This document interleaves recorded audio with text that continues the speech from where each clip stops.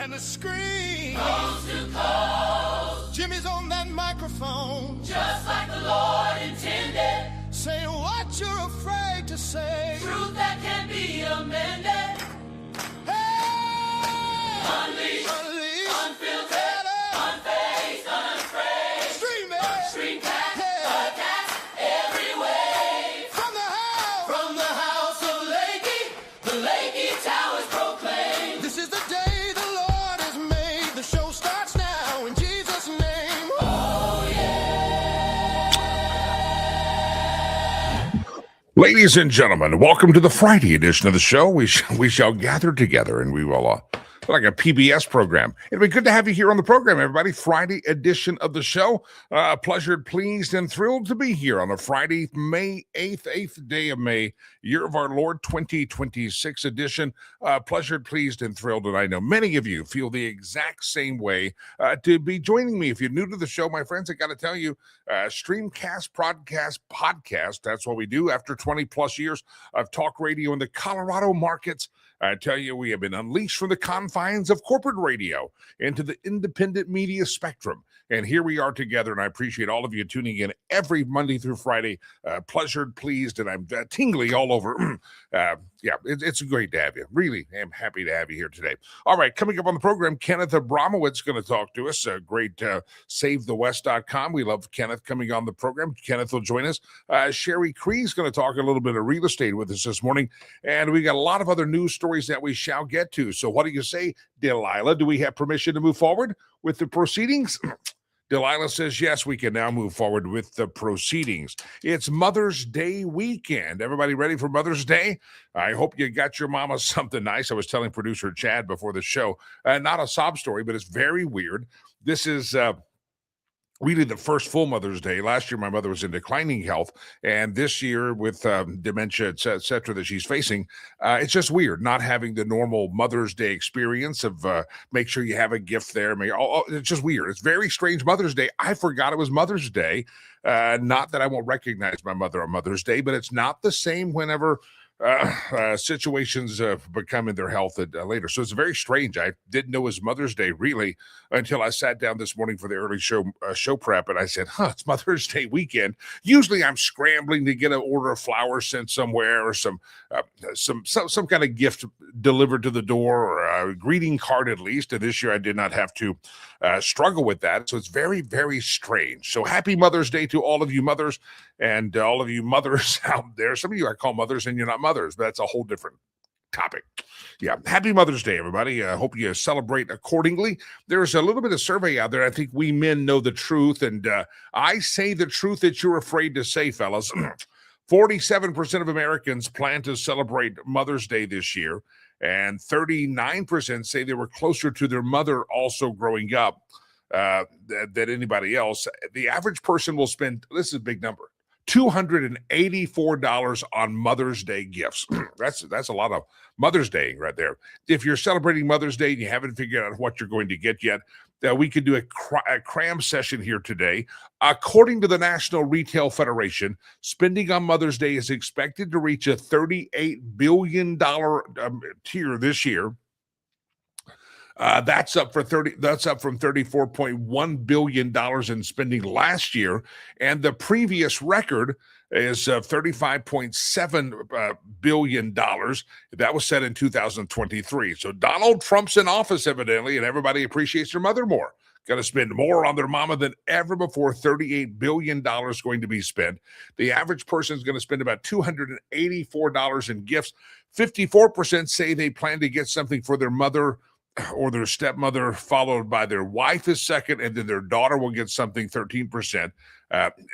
Not making high ranking is about in-laws, sisters, pets. Don't laugh. People do it. You know, people give pets to Mother's Day cards.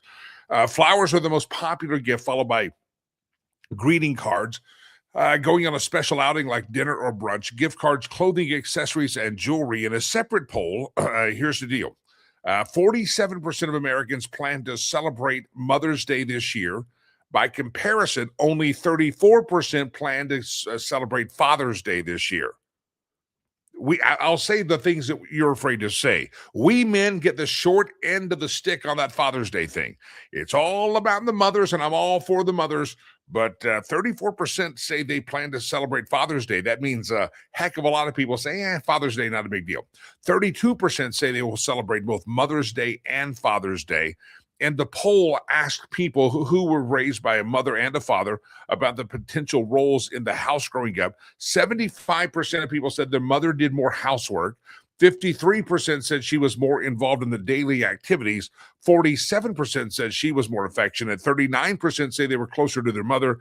And women are more than likely say that they turn to their mother for advice. Men more likely credit their mother with being more affectionate. So there you have all those issues you have. I'm breaking them down for you. Talk to your therapist. Anything else is not mine. It's not my problem. Men also were slightly more likely to say they were closer to their mother than the women were. There's an old idea that mothers and sons have a unique bond, and fathers and daughters do too. Evidently, that plays out in some of the polling question, but more people are planning to celebrate this weekend their mothers than their fathers. And for all of you that weren't planning to celebrate Father's Day next month, you have 1 month to get your heart right before Father's Day. So I want you to do that because your father deserves a little bit of loving too. You ever done that on Father's Day? You wake up and I had that happen one time. I think they forgot his father. My son was like 4. And it's fine. I'm fine. I go to therapy and it's good. It's fine. Happy Mother's Day, everybody. Glad to have all of you mothers out there listening, viewing, and watching this show. All right, top news stories of the day we'll get into. Kenneth Abramowitz will jump in here. But there's a breaking news story that evidently the deep state in Washington, D.C. has another leaker. I know it's hard to imagine that anybody in D.C. would leak any information, but the deep state has leaked a CIA war dossier to the Washington Post that refutes Trump's claim that the Iranian regime's missiles are mostly decimated. On Wednesday, President Trump sparred with a reporter in the Oval Office during a meeting that he was actually having there with UFC fighters, talking about the big fight on the White House lawn. The reporter asked Trump about his decision to pause Project Freedom amid a blockade of the Strait of Hormuz. Trump told the reporter that the U.S. military has decimated Iran's missile capabilities, and they probably have only about 18% left. So one of the reporters then said, "You're facing an opponent right now in Iran that has refused to submit. You seem optimistic, announcing you may be closer to a deal, but what's the difference now?" And they go back and forth. Evidently, a dossier has been leaked that the CIA says, hey, they've still got missiles left. Now, Trump says they have 18%. The Washington Post says he says it was decimated. Well, he says it was decimated with 18%. So anyway, somebody leaked a memo, and I don't lack confidence. I have plenty of confidence that Kash Patel and the crowd will try to get into there and find out who leaked the memo and hold them accountable. Because you know how I know they'll hold them accountable? Because this was probably not a high-ranking official. If you're a high-ranking official, let's say you lie in your immigration papers like Ilhan Omar, or you do other dastardly deeds like threaten the president like Hakeem Jeffries, or threaten the Supreme Court like Chuck Schumer, or you get rich by insider trading like Nancy Pelosi, you will never be held accountable. You'll be scoffed and you'll be mocked, but you will never be held accountable legally. But if you're just a peon somewhere, a pencil pusher somewhere 2 or 3 tiers down, not a commonplace name, you will probably be arrested for leaking this memo. So somebody's going to get in trouble, and we know they'll get in trouble. If they're less powerful, they will get in trouble, because the less powerful seem to get in more trouble in America, and the more powerful seem to get by with their crimes on a daily basis. Also, I've got I've got another story here. Let me find it in my stack if I can. They are investigating the Democrats' intelligence, the Democrats on the Intelligence Committee. And the reason they're doing it is because of, well, I'll just tell you, another leak has happened. FBI is now probing Senate Intel Democrats for classified leaks, according to justthenews.com, which is John Solomon's side. The NSA has made a referral last summer concerning reports of the New York Times that during the National Intelligence Director's confirmation process, that people were quoting from an intercept by 2 Hezbollah terrorist figures who claimed that Gabbard during a 2017 trip to Syria had met with the big guy. And so the Times suggested the reference was taken by to be that Gabbard had met with top Hezbollah terrorist leaders, and she adamantly claimed to deny that. Well, now the Senate Intel Democrats are being investigated by the FBI to wonder if somebody was leaking some kind of a classified document spurred on by this National Security Agency referral. So that's a big topic there. But again, I would say that if the FBI finds anything that a top tier Democrat did, no one will be held accountable. But if they find a little bitty weeny staffer out there, the staffer will go to hell in a handbasket because, again, the justice system of America still does not seem to hold accountable those that break the law. Because if you're big and powerful, like James Comey said about Hillary Clinton, yeah, we just can't charge Hillary for all the crimes that she did. She did some very naughty things, but no prosecutor would ever go after Hillary Rodham Kankles Clinton. And so the FBI probing Senate Intel Democrats for another possible leak in Washington, D.C. All right, yesterday we had a question of the day on the program, and that question of the day was, what societal norms do you buck? You go against the system, right? And we talked about several of them. And I said one of the most admirable ones I ran across someone in the grocery store in line behind them several days ago, and they were writing a check. And I paused and I thought at first I was like, okay, come on, just tap the card and run. And then I started having admiration for the person writing the check, going, they're deliberate with their money.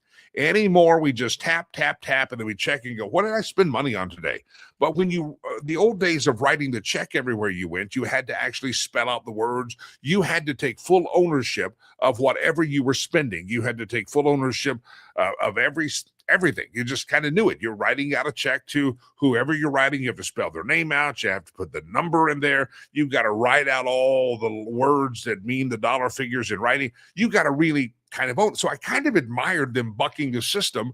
And I kind of had a kind of a simplistic thought. It's like, wow, if only we were that deliberate now in spending our money. They have figured out how we can tap and go and not think about spending our money, but writing a check is a big deal. And I kind of admire them bucking the system. Well, one of the ways I said some people buck the system is on how they sleep. And I mentioned that my son, for some reason, doesn't always use his top sheet, the flat sheet. He'll start with it after laundry or something, but then after a while you'll notice that the top sheet's not there. And I also said I had a family member that heard me talking about them yesterday, and they also said, I don't like the top sheet. And evidently, I'm guessing I got a couple of reactions from yesterday that there's a lot of folks that buck societal norms that when you properly make your bed, even if you put the top sheet on there, you don't use it. You go straight to the blanket or whatever's on top of you, and I think that's just awful. I think that's a norm that you need help. I think you need to use the top sheet. Now, a lot of hotels have made it very difficult to use top sheets because a lot of hotels are putting this like cover over their duvet or comforter, whatever you call it, and it's all one piece. And I hate the one piece thing. If you're a hotel manager, if you're the owner of Marriott, I hate it that you do that. All right, there's a poll question up on your screen. Now, you only can put one number in there. Do you use the top sheet? 1 or 2? If you type like Scott did, because he doesn't follow instructions very well, if you type 1, hell yes, your vote does not count. See, Scott just broke the rules, not paying attention. You just have to type in the number. See, Scott is not going to have his vote counted on the poll because he typed in 1, hell yes. It doesn't count. It doesn't work. The system does not read your proliferations and your pontifications. It doesn't do that. So we know Scott uses the top sheet, but it's not going to count. So Scott, go back in and just type the number 1, and it should count on the poll. Anybody else? Because I got some kickback yesterday about how dare you talk about people not using the top sheet. I don't use the top sheet. Had one person tell me that they use the top sheet. They don't use the top sheet, but here was their excuse. They wash their blanket or quilt on a regular basis. And in washing their blanket or quilt on a regular basis, they also said, I shower before bed, so it's okay. And I'm thinking, this is just, you've gone full retard. I disagree. I think you got the top sheet's a necessary thing. And the top sheet keeps you cool. If you're sleeping and it's warm, usually whatever's above the top sheet is not as cool of a fabric, and you're going to get a little sweaty there. But so far, 100% are using the top sheet. So I'm throwing this out there because I got a little kickback from a couple of people yesterday that said, I dare you, I'm not weird not using the top sheet. And I said, yes, you are weird not using the top sheet, the flat sheet. Now, I was also told by someone that it's the younger crowd. The younger you are, the less likely you are to use the top sheet on the bed. So there's your question and poll of the day. And I'd like to know who's going to be the contrarian out there. And if you would like to be the contrarian, jump in. All right, we got Kenneth Abramowitz on the hotline in the studio. He's waiting patiently for me to jump in. And so everybody keep voting. We'll keep the poll going throughout the course of the program. Just type the number 1 or 2. If after you type the number in a separate post, you'd like to type a comment, feel free to do so. But if you want your vote to count the poll, just type a number 1 or 2. One is yes, 2 is no, and then you can type a letter or a pontification after that. You can do that. You can type separately a comment. We'd love to hear your comments on top sheet versus no top sheet. All right, Kenneth Abramowitz, Save the West is his great website. Always great to have him on the show, SaveTheWest.com. We'll talk about that. Also, the author of a fantastic book we will talk about in just a moment, but I believe live from Israel, it's Mr. Kenneth Abramowitz. Good morning, sir. Good morning. Good afternoon. Glad to have you here, sir. How are things in Israel? I know the first day you got there a few weeks ago, you were in the bomb shelters. Had the bombing raids or the bombing drills stopped? Yes, that stopped a few weeks ago with the, in quotes, ceasefire between America, Israel, and Iran. And so things have been very quiet here since, except in the north.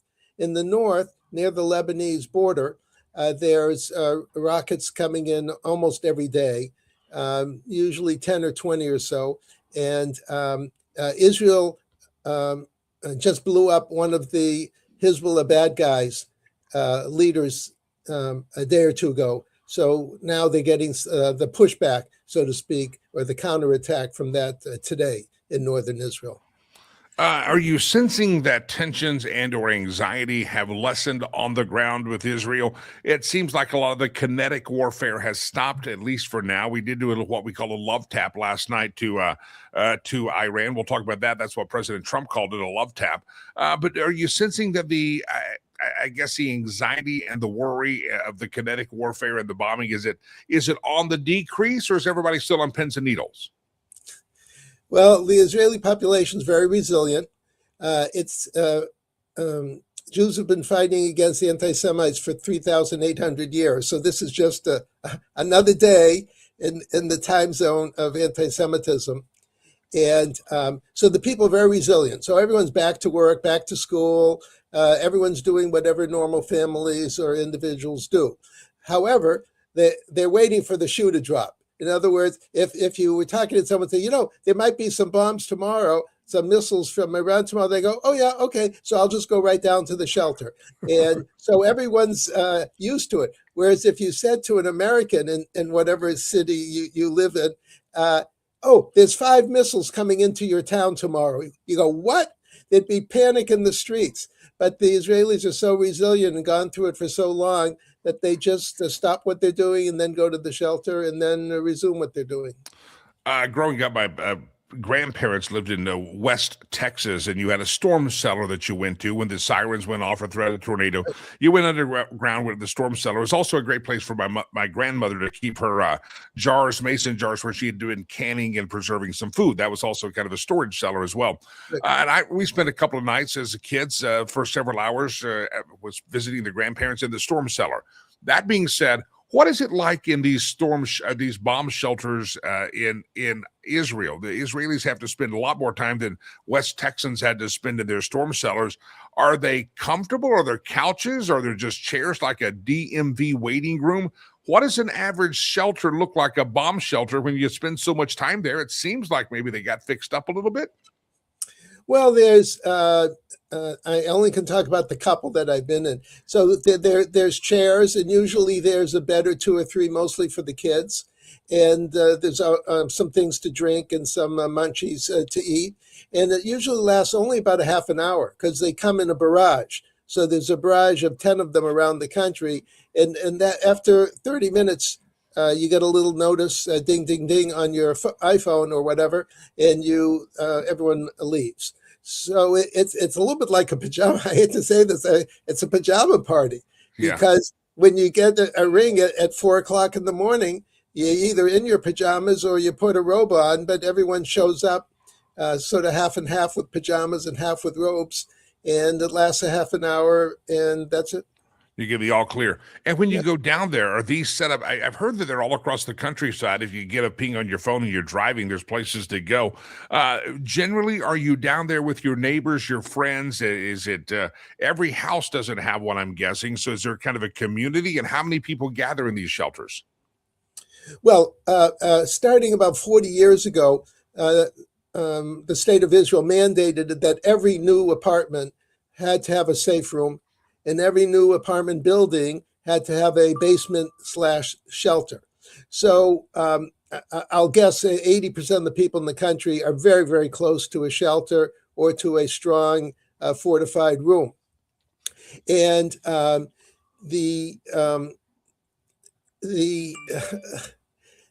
I said, the population's used to it. Yeah. And they don't now. Also, everything that's private, for example, let's say you live in an apartment building and it's owned by like a condo, it becomes public immediately if there's a siren. In other words, so if you're living on the beach, for example, and there's an apartment building, the people from the beach will just run into whatever apartment building they can get to as fast as they can get to. So everything's open to everybody whenever there's that state of emergency. Well, what a life the Israelis have to live on a regular basis, and we're glad you're staying safe while you spend some time there. Switching gears, by the way, if you're listening to the podcast version of the show, audio only, that's Kenneth Abramowitz. He's founder of SaveTheWest.com, SaveTheWest.com. You can go to that website. There's a free newsletter you can sign up for with some great information that comes out on a regular basis. I want to switch gears coming back to the United States of America. Mayor Mamdani, the commie in New York City, I don't think he's off to a stellar start, but there's also still some questions about whether or not he's an anti-Semite or not. There's a lot of questions about that. We don't know if he's an anti-Semite. We don't know if he's anti-cop. We have our speculations. He's not off to a great start. He's got a budget crisis already, but he has hit delete on an official page that listed connections to Israeli businesses. Talk about this action by Mamdani that seems to be kind of taking the spotlight off Israeli-owned businesses or businesses owned by Israelis. Well, nothing surprises me about Mayor Mamdani. He's basically an Iranian agent. He's a Shiite Muslim, and he's a member of what's called the Twelver cult. That's this cult, which is the people running Iran, by the way, that the 12th Imam from 1,000 years ago is hidden in some cave, and he's going to come out after the world's in total chaos, and he's going to come and save the Muslims from the Christians, Jews, and Hindus. So he's a member of what I call the Iranian Islamo-Nazi death cult. He never should have been allowed to run. He never should have been granted citizenship. He's only been a citizen for 7 years, and I'm sure when he had some interview, he didn't disclose that he hates Christians, Jews, and Hindus and hopes they're all dead so that they can be replaced by Shiite Muslims. I'm sure he never put that on his application. And he's basically an imposter. And we should not allow foreign aliens to come to our country and change our culture. We're a Judeo-Christian culture. That means we're proud of Jews and we're proud of Christians, and we're proud of the unity between Jews and Christians. We're proud of the Ten Commandments. We're proud of the Old Testament. We're proud of the New Testament. We have the most successful culture in the history of cultures in the history of the world, and we should be very proud. And when someone comes with a ideology from the 7th century desert, 1,400-year-old Sharia law, and says, oh, you have to obey the laws of the desert of 1,400 years ago. You say, what? And who the hell are you to tell us this? And where did you come from? And so I still think he should be arrested and deported. I don't think he should be allowed to be mayor for one more day, but he is mayor. And so as mayor, he can basically pretend that Jews had nothing to do with building New York. So he wants to erase the Jews from the memory of people going to the website of New York City. It's sad what has become of New York City, and that some people probably still try to justify that they've elected this guy. I want to come back to this thing of this 12er cult that you talk about, this following there, because a lot of folks don't understand why it is that the average run-of-the-mill guy that at their workplace that says he's a Muslim is different than Mamdani, but this is the Shiite version. Kind of break down that difference, because there is a big difference. A lot of folks don't get it. They think one size fits all, but one size did not fit all when it comes to this conversation we're having. Well, 1,400 years ago, when Muhammad passed away, roughly the year 630, there was a secession dispute. In the majority, because he never designated an exact successor. So 85% of the people, the majority, known as the Sunnis, went with one leader, and the minority, 15%, became the Shiites. They picked another leader, and they started killing each other 1,400 years ago. Now, if I told you that my great-great-great-grandfather and your great-great-great-grandfather 1,400 years ago hated each other, you would say, well, what does that have to do with me? But in the Middle East, they remember 1,400-year wars, and they've been fighting. Sunnis and Shiites have been fighting ever since that time. Now, Sunnis and Shiites do agree on one thing, and that is that infidels have no right to exist. And their definition of infidel is everyone who's not them. So they would say Christians don't have a right to exist, Jews don't have a right to exist, and Hindus don't have a right to exist, because Muhammad was the final prophet, and anyone who came before is irrelevant, because Islam replaced Judaism, replaced Christianity, and therefore they also declared war on Christians, Jews, and Hindus. So we're part of a 1,400-year war of Sunnis and Shiites against Christians, Jews, and Hindus. And here we are 1,400 years later. And you said they're waiting, some groups are waiting for the 12th Imam to come out of a cave or a bunker somewhere and set everything right. But he's only going to appear after there's total chaos. Could this explain why chaos and war and rioting in the streets and all this stuff, it's just part of course of action. It's almost become an action of Mamdani's party. We don't want to crack down on these people causing chaos, because, it's going to trigger something real good if we let it get chaotic enough. That's right.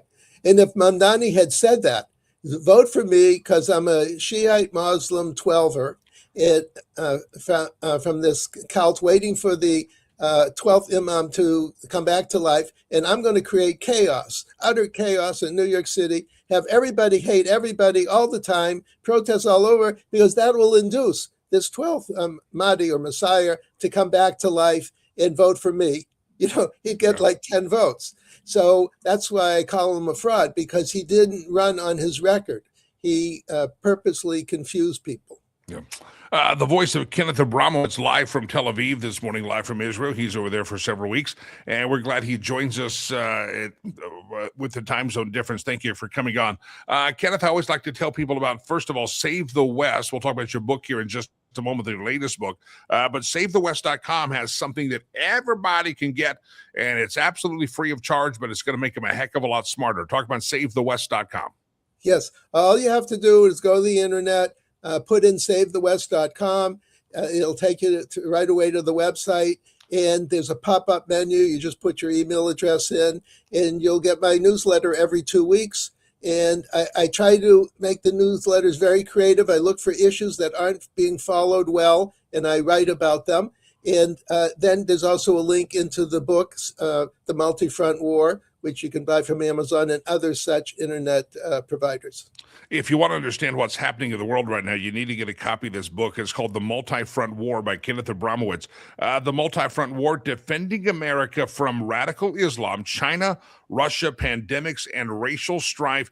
And a lot of times we think that we're thinking Iran, Middle East, we're thinking pandemics. We see everything kind of through one lens, but you argue that you got to pay attention to all of them. It's all encompassing. I'll let you explain that, because that's why people need to get the book. That's right. We're fighting wars outside the country and inside the country. I like to quote the Beatles: "We're fighting wars here, there, and everywhere," as opposed to World War I and II, where the war was over there.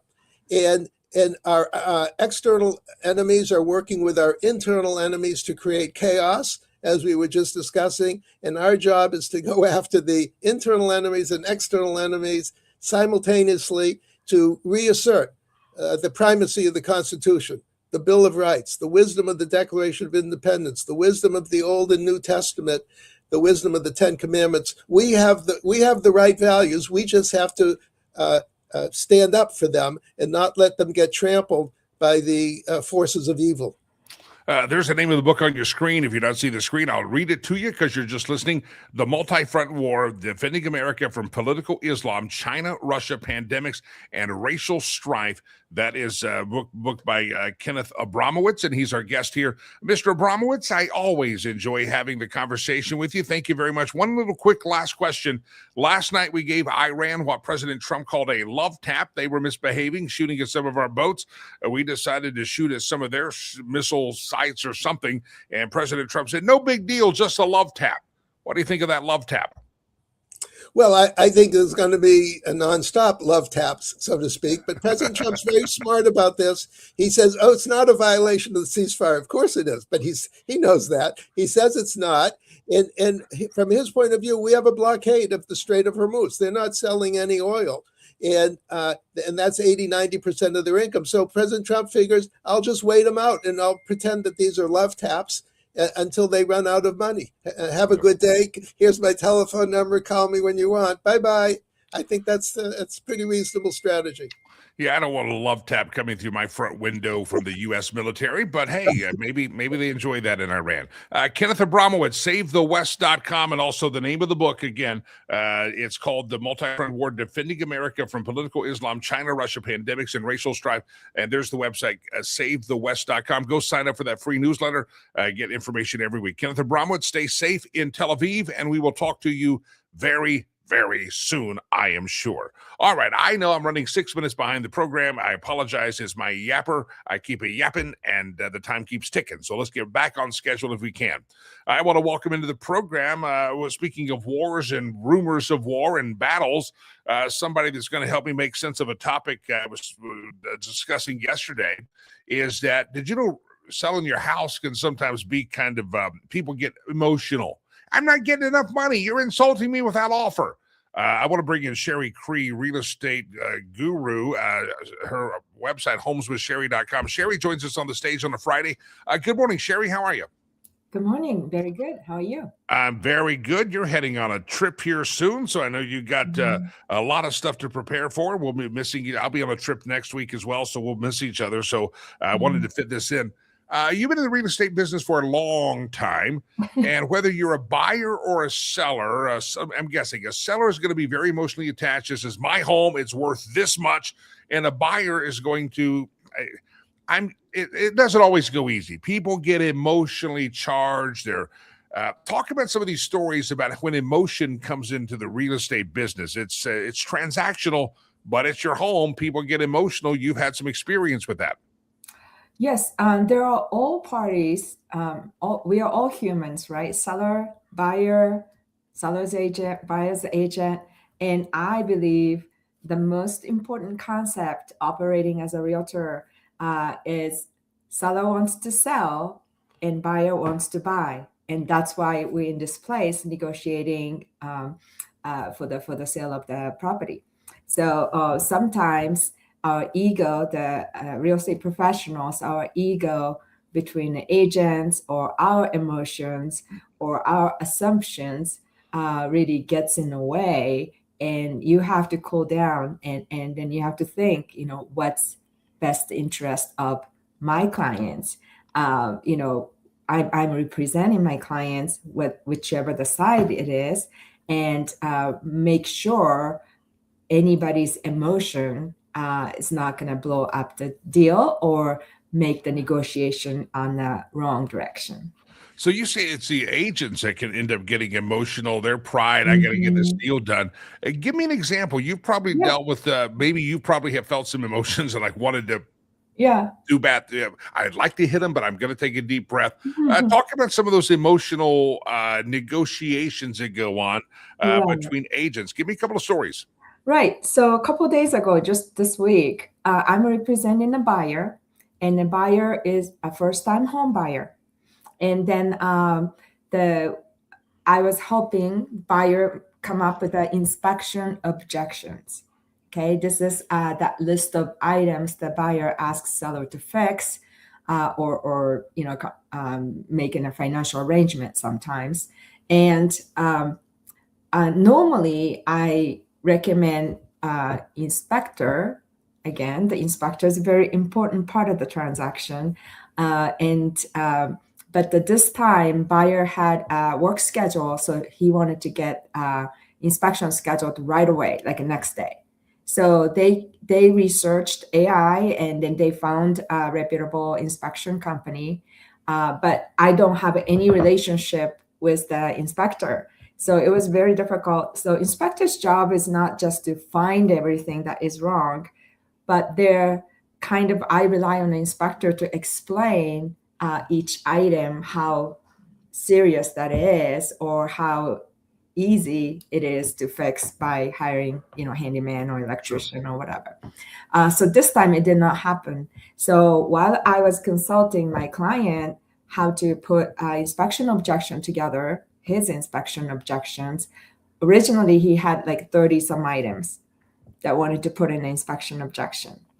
And I told him the inspection objection is something that must be negotiated in order to move forward with the purchase, not the laundry list of, I got to take care of this after I buy this house. It's not a honey-do list. It's not the perfection list.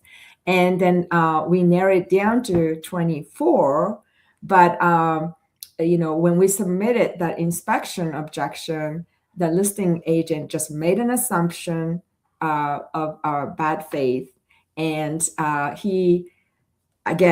sure he is embarrassed after that, but he sent me an email calling us deplorable and then, calling us names. And then he made an assumption we are dragging out the inspection objection to, long time with an intention to hurt the seller. And we intend to terminate by pushing those laundry list of, crazy, list of things. And then I had to, resolve this anger, and then calling us names, explained my clients are first-time home buyers. Maybe something that looks like a simple fix to your seller, he was actually concerned about bigger issue. Sure. And then that was not possible to repair. So I consulted him, like, instead of asking seller something that it's impossible for, the basement was not, finished with a permit, so that there was no floating walls. And then he was very concerned about it. But I advised my clients, let's not ask something that seller cannot fix. And then instead, let's put something that he can fix. And then ended up with a big list. But anyway, I think I understand that if seller gets upset, but the listing agent's job is to professionally, respectfully communicate. And he could just give me a call and then say, hey, that's a long list of things, where are you coming from? What can we do to help them come together? But so I really think there are a lot of opportunities for agents to talk on the phone. But these days, the tendency is they just write email or text something. Wow. And then how text goes. Sure. Sometimes the context don't transfer on the text. Yeah. And then the other side is reading your text with their emotions and then interpret you completely wrong. Yeah. So that was this week. I was very shocked to get that email. He could have just called me and said, hey, where are you guys coming from? What can we do? So they were simple things on the list, but you put them in. The seller's agent says, I'm mad at you. You're deplorable. Now, you said you think he's probably embarrassed. Did this thing work itself out when you picked up the phone and called him? I mean, what was the resolution here? Resolution is that we negotiated for the large, amount, the seller's credit to buyer, and then the buyer in return withdraw inspection objection. So my buyers were okay with that. My sellers were okay with, his seller was okay with that amount, but there was absolutely not necessary to call each other names or Wow. getting up, getting up all, wound up. All right, now, So, now I'm wondering, did this guy apologize to you? Because I'm going to have to let him know he's got to apologize for calling you names. well, he never apologized, but after that, all the communication was ultra nice. Like a thank you for doing this. Thank you. We got this. Wow. So I think without being disrespectful to him, I sent him a message because I responded very professionally, respectfully, explain here's why it took a long time. Uh, you know, and then we each other understood. But the most dangerous thing is the getting the emotion, right, the negotiation, or making assumption about the other side. Yeah, I was thinking when the emotion came into it, it's going to be the seller. Oh, they're insulting me. They're insulting my house. They don't like this. They want a concession on that, and they're giving me a lowball offer. And the seller gets offended, but it didn't even get to the seller. This was the agent who got all offended. Do you deal with offended agents a lot? Is this regular that some agents seem to take things a little bit too personal? Um, it's very common, and I think you always go back to, is that the best interest of your client, Wow. right? Having a hot-headed agent and then they battle it out with the other side. And then I always go back to, seller wants to sell, buyer wants to buy. That's why we are representing our client, to help both parties come together. Because otherwise we're not going to be in this, contractual negotiation either. And then, me kind of insulting the other side or getting mad at the other side, would that help my buyer? Would that help my client? And then that's the question that we all have emotions. Sure. I'm sure I'm not saying like, I never get upset or I never feel like, they're idiots or something like that. But yeah, you just always have to, be respectful. Wow.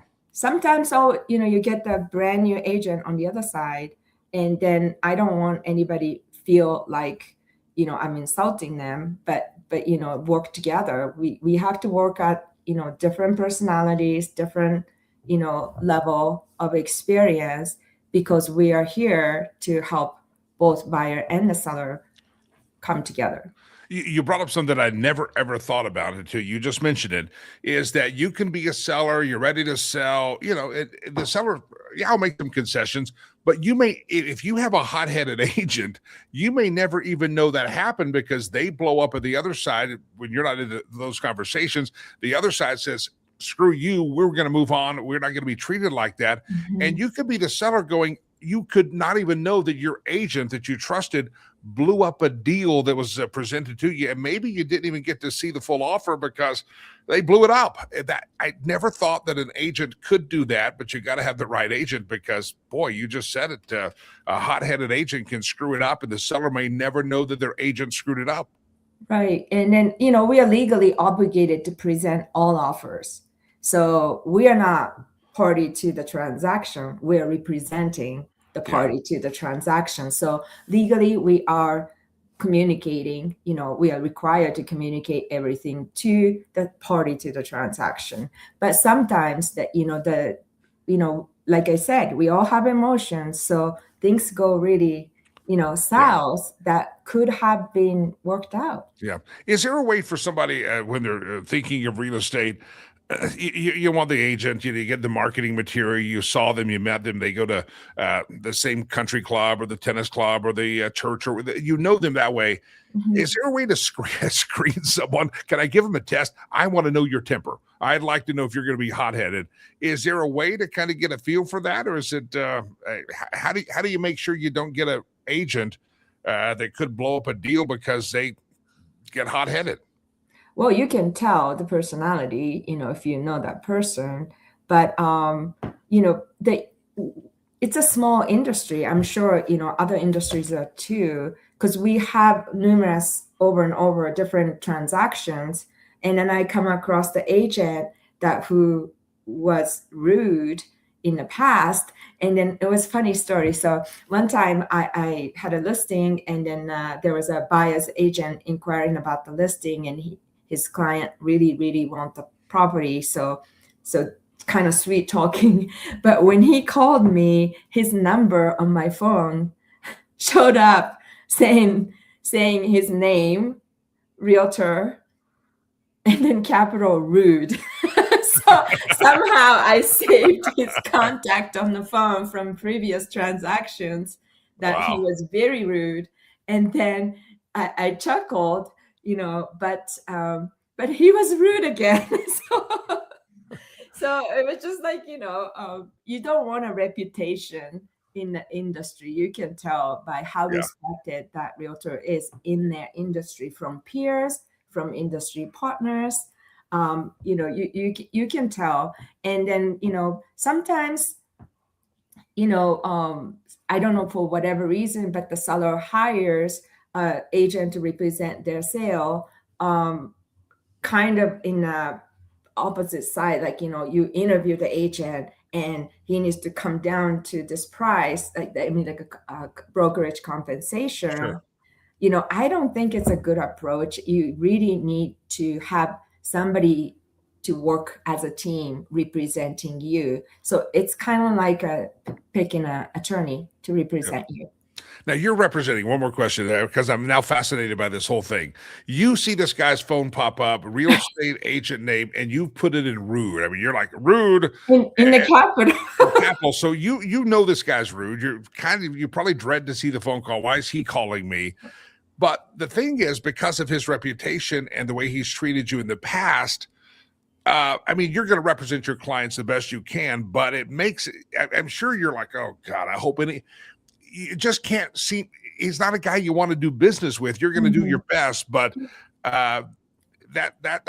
you have to then overcome your emotion because you want to say, this rude son of a gun.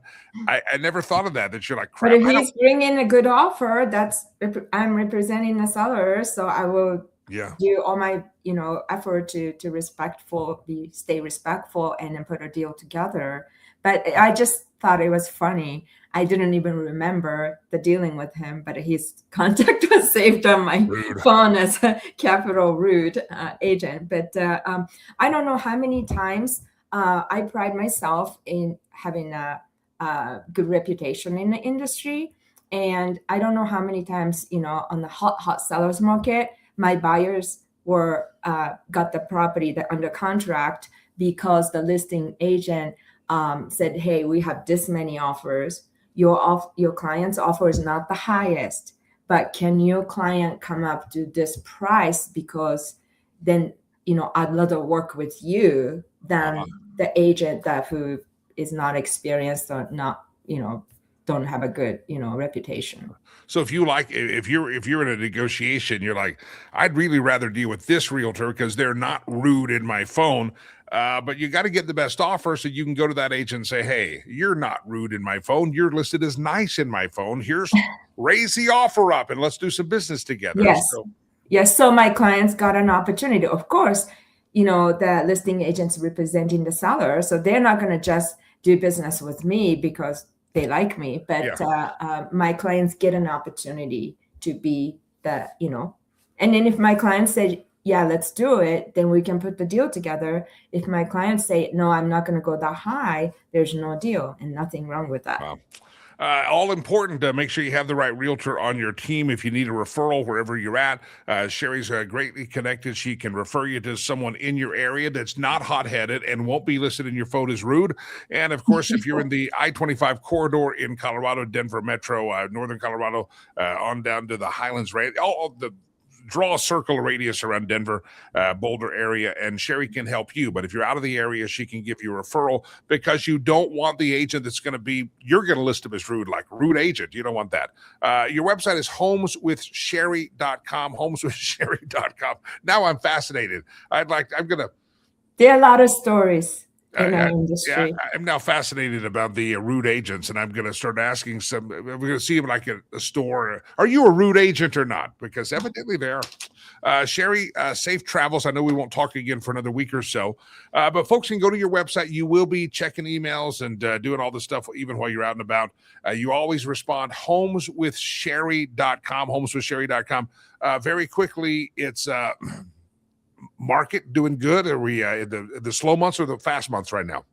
Well, it is still, good, but it depends on what you're trying to do. Yeah, it's still a great time to buy for the buyers, and then sellers are more coming down to negotiation, being reasonable about inspection items. So it's good, but really highlighting attached homes, the condos and townhouses are having very difficult time selling because of the insurance, tax, HOA, all those things are impacting, something used to be a, easy, good, first step, into the home ownership, now no longer moving. So. Yeah. Homeswithsherry.com. Great. You just heard it. Buyers, you might want to put your spidey senses up and get in touch with an agent, and Sherry can help you find the right one. Hope she may be the one for you as well in the Denver Metro, Boulder Metro area. She can help you out, and if you're up in Windsor, hello, she's help you up there as well. Homeswithsherry.com. Homeswithsherry.com. Reach out to her, and I think you get the feel from having Sherry on the program. You're never going to list Sherry as rude in your phone. You're just not going to do it. Now, other people, you should see how producer Chad is listed in my phone. Nah, he's not listed that way. He just says Chad. That's all it says. At least that's what he thinks. All right, homeswithsherry.com, homeswithsherry.com. No, I'm not even going to tell him how you're listed in my phone, Delilah. Yeah, I don't talk that way in public. Delilah's listed in my phone as well. But you never, my phone rings as Delilah, you'll never know it's Delilah because it says words that are not Delilah. Homeswithsherry.com. Go to the website. All right. Good to have all of you here on the program. We had a question of the day we started with, and it sparred from yesterday. When do you buck societal norms? And do you use the top sheet or not? And it all came about because first of all, if you, all these hotel places that are gone to this kind of a onesie thing for a duvet or a comforter or a bedspread, whatever you want to call it, they've gone to this one all-in-one thing. The sheet mechanism is over and buttoned up over the, it's like a cover. And I don't like it at all because you don't get the option of just using a sheet. You have to use the sheet, the blanket, or what. I don't like that because I don't like a lot of weight on me. And I'm as far as blankets and covers, unless the room is really cold. Not if you go to, not that you ever would, if I ever invited you to my hotel room, which would be kind of creepy, and I'm not that kind of guy. But if I ever did, you're like, it's a freaking freezer in here. My home is also a freezer all year round. Producer Chad can tell you that. I keep it cold, but I don't like all that onesie thing. But that being said, societal norm is that you use the top sheet. But we found a couple of people that talked about it yesterday. Some were bothered that they don't use the top sheet and then defended their own honor, saying, well, I take a shower before bed, or I wash my quilt that I sleep right directly under with no top sheet. I wash it regularly so it's not gross or dirty. I disagree. I think it's weird. You got to have the top sheet. And so I put this on the poll question. Do you sleep with the top sheet or do you kick it off? Do you use it? And so far, 100% of our audience responding. By the way, just type 1 or 2. You can pontificate if you want to, but do that in a separate chat. If you type 1, just 1 on Facebook, Twitter, wherever you're listening, just type 1 and you will give us a yes. If you type no, it's a number 2, and that does that. So I'm just curious who uses a top sheet, because I had another parent out there one time talking about the top sheet with my son, and the parent was a friend. Their son was a friend of my son, and they said, "Yeah, we have the same problem. No top sheet. It just doesn't like it. Kicks it off, makes the bed, laundry's done. We see it on there, but the next thing you know, that top sheet is down on the floor. That top sheet's somewhere else. Do you use a top sheet? So maybe it's the youngsters out there. Maybe we geezers, except one person that did yesterday argue about the top sheet was a geezer. They're old, and they they decided they're the ones that tell me they slept under a quilt and they washed it regularly, and so I just think it's weird. But so far, everyone in this audience is a top sheeter. That's good to know. So maybe it's just the 19, 20-year-olds that don't use the top sheet. My son told me, he says, I'm not opposed to the top sheet. It just gets in the way. And he said, it's just as comfortable under the comforter on my bed and under there. And I'm like, yeah, but the comforter is like, to get that washed up, it doesn't fit in the washer. You got to send it off to the dry cleaners or send it off to some industrial place for hazmat if you're sleeping directly under it. I say you should take that off and sleep. He doesn't listen to me, but the top sheet evidently is an option for most of you. Good to know. Good poll. If you're number 2 on this poll, you want to say, no, I don't like the top sheet.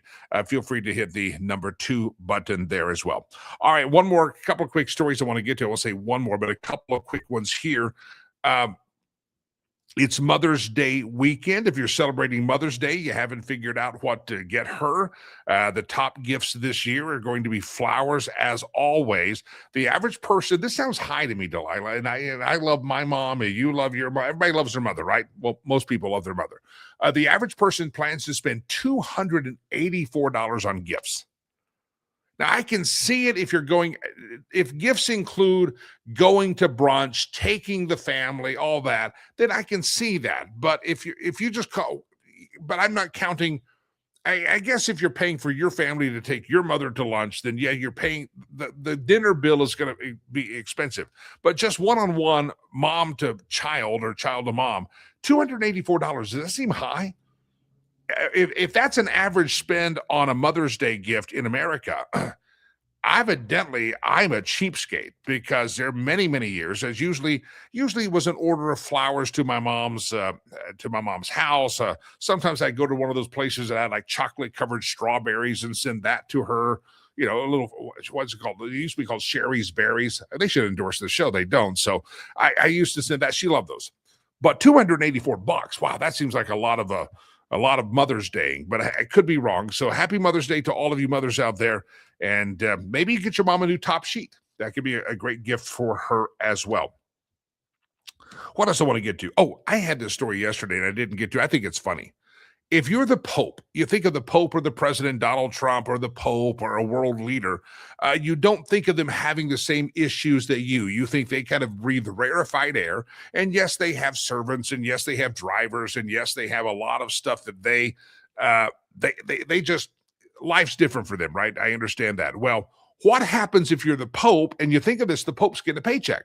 Now, Donald Trump's getting a paycheck, and so when you become the president or whatever, you've got to file all the paperwork that you find meticulous and tedious when you get a new job. You got to fill out the W whatever and the W this, and you got to show your passport and license, 2 IDs. All of us have been through that in the hiring process of what the onboarding process is. So you think you become the Pope, the white smoke comes from the chimney, we've elected a Pope, but the Pope's got to set up a bank account. He's got to have a bank account. He's got to receive his paycheck. And before he was the Pope, he was just a cardinal. He was just a priest. So they're just average people. They just wear vestments. They just get to dress up differently, right? They're just average people. Well, here's a funny story. The Pope, again, you just never think of the Pope having to do this.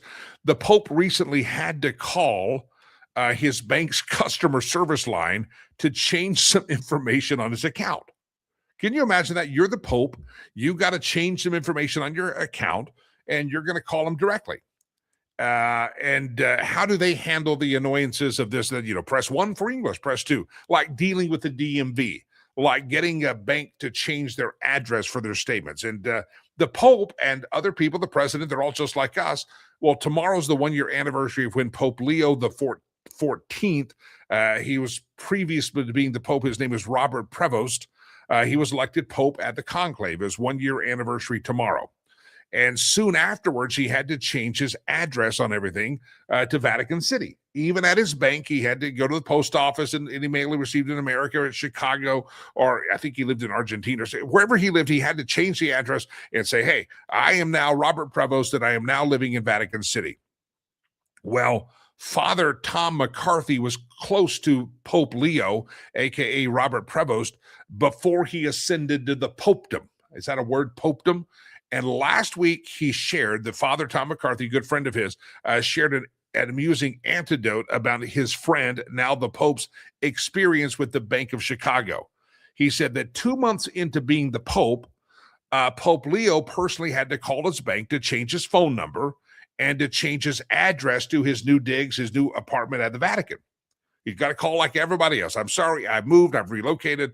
And now he's Pope Leo, but he's calling the bank. He's just Robert Prevost. That's the name, giving him his social security number and all the identity questions. What's your mother's maiden name? Punch in your keypad, all that stuff. He has to do all that. He's now the Pope, and yet he's got to call the bank to change his address. I just think that's funny. He went through all the security questions, but the lady on the customer service line told the now Pope that she didn't know was the Pope, said he's going to have to come down to the bank in person to make those changes. Pope Leo said, I'm sorry, I can't really come down to the bank. And the woman argued with the Pope, Robert, and said, I'm sorry, that's our policy. And he then said, is they're telling him, no, you've got to come to the Bank of Chicago. You've got to fill out these forms in person. We cannot do this over the phone. And the Pope Leo is arguing with him, just saying, my name is Robert, and I can't come to I can't come to the Bank of Chicago. Okay. I'm in Italy. I'm in Vatican City. And it's just, you don't want me to come to your bank. You just don't want this. So Leo finally says, would it matter to you if I told you that I'm actually Pope Leo? He pulled rank. He name dropped himself. And he would argue that's necessary from context, but the woman didn't buy it. She thought it was a prank call. She hung up on him. Father McCarthy said, can you imagine being known as the woman who hung up on the Pope? The bank would not budge until Pope Leo said he forced to move his account if they couldn't help him. And then they figured out a way to verify his identity and make the changes remotely. But the Pope had to actually threaten, if you don't change my address remotely, I'm going to go to a different bank. And the bank finally figured out. But yeah, the Pope, can you imagine the Pope walking in, taking a number and say, I'm here to see a banker, and sitting down with his entourage and his white robe, and just need to fill out a new signature card. I just find that funny. I find it funny. So, hey, if you think you're the only person that has to put up with bureaucracy and press one and people in customer service not knowing how to do it, even the Pope has to put up with that on occasion. One more quick story. We got to get into this next week. We always say if the left doesn't have double standards, they have no standards at all. Remember the election in Virginia? Election, like 46% or so of Virginians are Republicans, voted for Donald Trump, and yet the bat crap crazy governor and led this movement to make sure that the Republicans had no representation in the House of Representatives, even though 46%. And they argued that, well, Texas did it. Well, Texas actually, it's in their constitution. They can do it every 5 years, and they had an influx of population. So anyway, when Republicans were, quote, disenfranchised, if that's what you want to call it, in Virginia, nobody stormed the Capitol. There were no protesting. There was no burning things in the streets. We just said that's not right. Let's hope it goes through the court and this gets overturned. But to my knowledge, there was no violence or no disruption of any kind of government office because Republicans were losing seats in the House of Representatives in Virginia. Yesterday, the state of Tennessee decided that they were going to redistrict. It's an all-red state, but in the all-red state, there's one little carve-out in the Memphis area, and according to the Supreme Court, this would fit the definition of a congressional district that was drawn based on race alone. And the Tennessee legislature yesterday said that we're going to redraw the congressional maps because, according to the Supreme Court, it's illegal to specify that a district is only a district because it has more people of one color or the other color. You can't have an all white. That's a majority white district. That's a majority Hispanic. You can't do it. You can do it by demographics as far as the locations and blue collar, whatever, but you cannot have a racially inspired district. It just doesn't work. Well, Republicans in Virginia got redistricted out of districts in Virginia a couple of weeks ago, and no one was violent.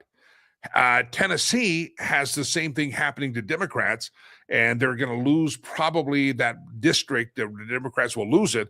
They will lose that district in the Memphis area, and they disrupt. Go watch the footage. I don't have time to show. Maybe we'll talk about this next week. But the old adage, it's good for the goose, it's good for the gander. But it doesn't look like Democrats can take a dose of their own medicine.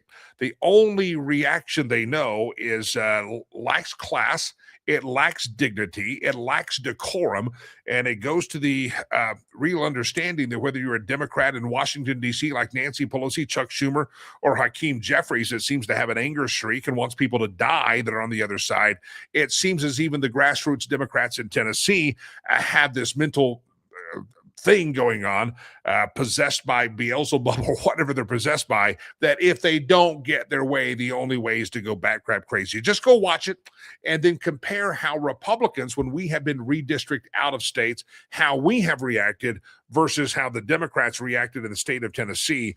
And at that point, you have to say, they're not like us. They are absolutely, positively not like us. They go nuts over the Tennessee redistricting. One state senator, a jackwagon bimbo, was standing up on a desk holding "No Jim Crow." They always have a talking point. They're the "No Jim Crow." Well, your party liked the Jim Crow laws before. I don't know why you're against them now, but yeah, this is not Jim Crow. It's silly. You just compare the reaction, even in the media, when when they're disenfranchising the black people around Memphis. Oh, but what about all those people in Virginia? You weren't crying out for them at all. Oh, it doesn't fit your narrative. So, again, I think it's case in point that you just watch this and see the differencing in reaction, and you say, they're not like us at all. They are absolutely, positively not like us at all. And they're actually thinking about charging a crime against one lawmaker, a radical Democrat there in Tennessee, that called a sergeant at arms, called him intimidated. Oh, it's a state trooper. Called him a blank MFer and yelled at him and screamed at him, spitting, talking and stuff. And Representative Tim Burchett from the Tennessee congressional delegation is calling for this person. He's a radical Democrat by the name of Justin Pearson, intimidating a state trooper during a meltdown the Democrats had. And maybe they're going to file charges against this radical Democrat because, again, they're not like us. And how they took the news of redistricting is different than how you and I took the news of this redistricting. All right, one more quick story. I'm sure we'll talk about this in coming weeks. But did you know that Qatar, the nation of Qatar, gave President Trump a big airplane a year ago, as a gift? And President Trump said, well, since Boeing can't seem to keep up and get their crap together and get the new Air Force One on board, we'll take this plane from Qatar and we will retrofit it and make use of it. Well, they have announced that the Qatar airplane has been almost ready, and it's going to go into use on July the 4th. So there'll be another plane. I just find this interesting that when you want to get something done, there's a way to get it done, and President Trump figures that out. Matter of fact, one of the things he got done was the Washington Monument, the reflecting pool that's there between connecting Washington and Lincoln. I have not been there in many, many years, but evidently had fallen into disrepair, is ugly. The water looked gross. It needed some help. And there was like a $3 billion renovation that had been proposed. It would take many years to redo the reflecting pool. Donald Trump, the builder, said, well, I like this option. We can have this done in a few weeks. And it's only a few $1 million and save the taxpayers a lot of money. And so they went with the Donald Trump option because Donald Trump doesn't like to waste money and he knows how to build.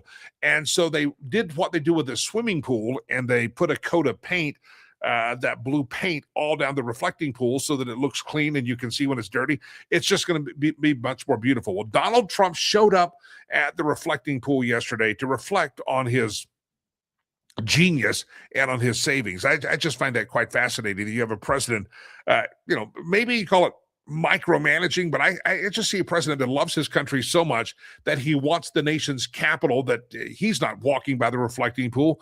He's not taking the Trump family out with cameras, and they can't do that. But he's wanting to make Washington, D.C. beautiful for the rest of us that do go and do want to take our kids and go see it as tourists.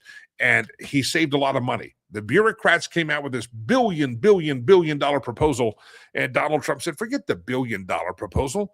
Let's just do this. And this is a simple fix for the short term, and we can figure out the best term moving forward. And so Donald Trump went and inspected his good work there yesterday. So again, I like it when guys get stuff done and they cut through the bureaucracy, and we cut through the bureaucracy of Boeing with a new plane from Qatar.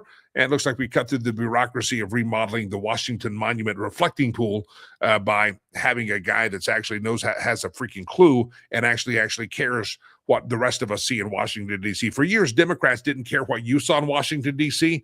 It didn't matter. You get shot on the streets, mugged, raped, whatever, pillaged. It didn't matter because the Democrats walked around in Washington, D.C., and they had entourages and security, and they didn't have to live like the rest of us.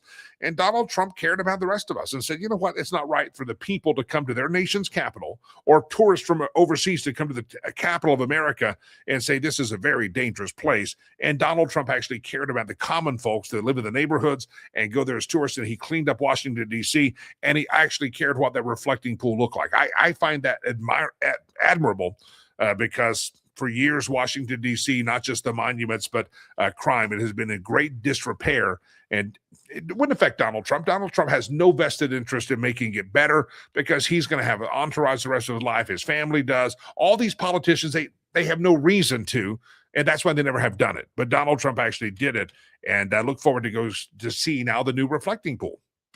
Need to go do that. And when I go to DC, you get to go to Shelley's Back Room, which is one of my favorite cigar places. You can actually have dinner there as well. So now I need to go back to Washington, D.C. All right, ladies and gentlemen, it's a Friday edition of the show. If you get paid on a Friday, don't forget to consider Rivers Promise, our charity foundation that we talked about, riverspromise.org or riverspromise.com. Make a donation today, would you?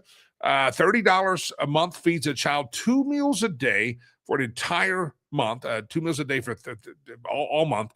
If you want to sponsor a child, I'm sending out a newsletter. I think it goes out today or tomorrow, or maybe Monday. I lost track of time. About a little boy named Credo. I'm going to tell you Credo's story here as well. And if you missed our casino gala last Saturday night, we'd love for you to go ahead and contribute towards the construction of Legacy Christian Academy. Just go to the website. Lots of ways to participate. And everybody do me a favor, even if you're not going to make a donation, go to the website and say a prayer. I believe in the power of prayer. Maybe you do too. Say a prayer for Rivers Promise that God would meet all the needs that we have. And if you can be a part of meeting the needs, then you can do that as well. You get to have opportunity to pray that God meet all the needs of Rivers Promise and all the kids that need the work of Rivers Promise. And if you want to participate in that answer to that prayer, riverspromise.org, riverspromise.com. If you feel so led to do so, go make a donation today. It is greatly appreciated, and the money you send today literally ends up on the ground within at least a day or so. We're sending money there on a regular basis so you can help us out. So riverspromise.com, riverspromise.org.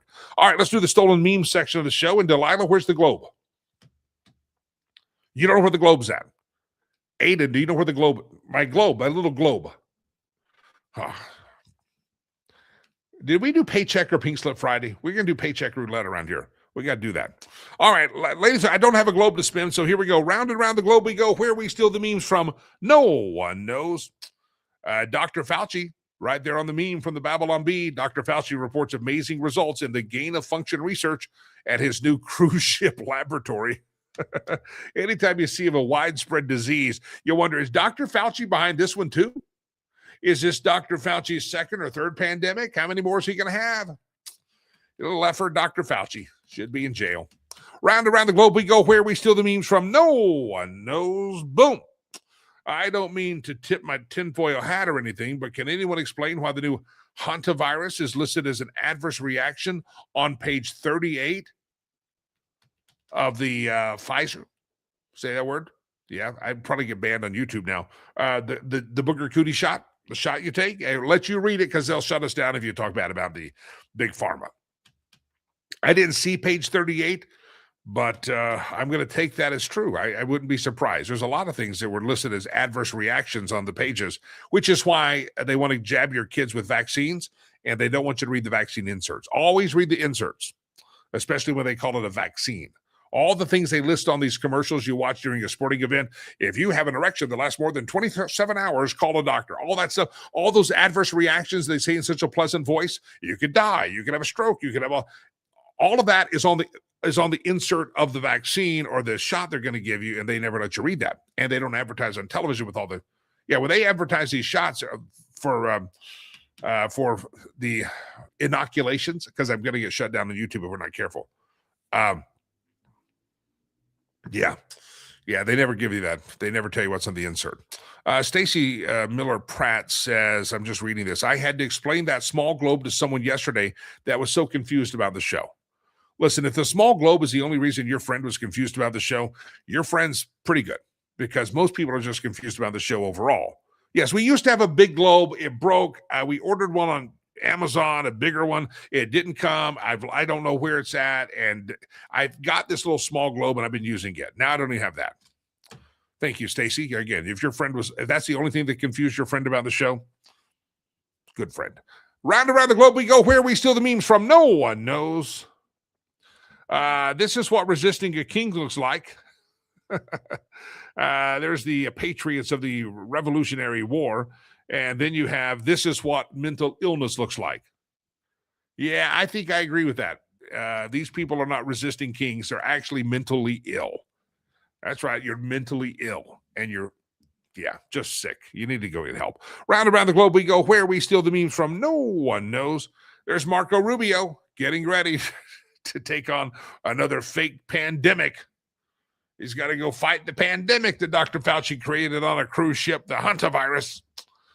Marco Rubio reporting for duty, sir. Round around the globe we go. Where we steal the memes from, no one knows. You call it OCD.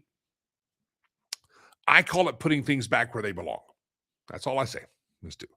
I do have OCD in so many ways. I mean, at times I'm like the messiest dude ever, and at times I'm like so OCD it's bad.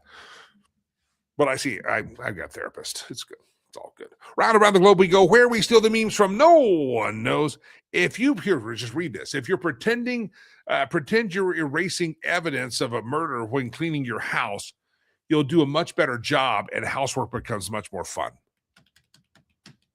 That's a good idea. If you just pretend you're erasing the evidence of a murder, you're cleaning up a crime scene, then it's gonna be a lot more fun. Yeah. Well, with the blood splatter on the wall, you treat it like a crime scene. Don't ask about the blood splatter. I see a therapist. It's fine. Round around the globe we go. Where we steal the memes from, no one knows. Geez, help me, Lord. I don't want to see this again. When the first hantavirus vaccine hits. There it is. You want that one?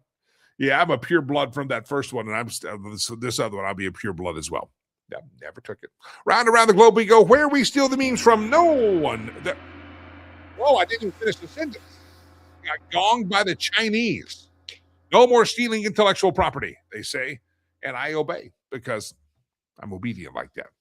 All right, ladies and gentlemen, everybody have a great weekend. Little programming note, if you care. Next week, we will do the show live. The following week, I will be off the air on a little personalized vacation. I'm excited to tell you more about that coming up. RP Newman and myself and some friends will be down in far parts away. Yeah, I take some time off for 2 weeks, but this next week we're in. Everybody tune in Monday morning. In the meantime, don't forget Facebook.com/Jimmy Lakey fan page. Facebook.com/Jimmy Lakey fan page. If you're on the X or the Twitter, it's just my name, Jimmy Lakey. Also, the same thing goes for the I'm out there. I'm not hard to find. And follow along. I do some posting over the weekend, probably on the Facebook.com/Jimmy Lakey fan page. If you're interested in contacting me directly, whether it's about a question, a meme to send to some of the show team here, or if you're interested in speaking engagement or any way to contact me, there it is right there on the screen. info@jimmylakey.com. info@jimmylakey.com. I am the aforementioned Mr. Lakey, and it's been a pleasure being here today. I am Jimmy Lakey. God bless you. God bless America. See you Monday. Peace. I'm out of here.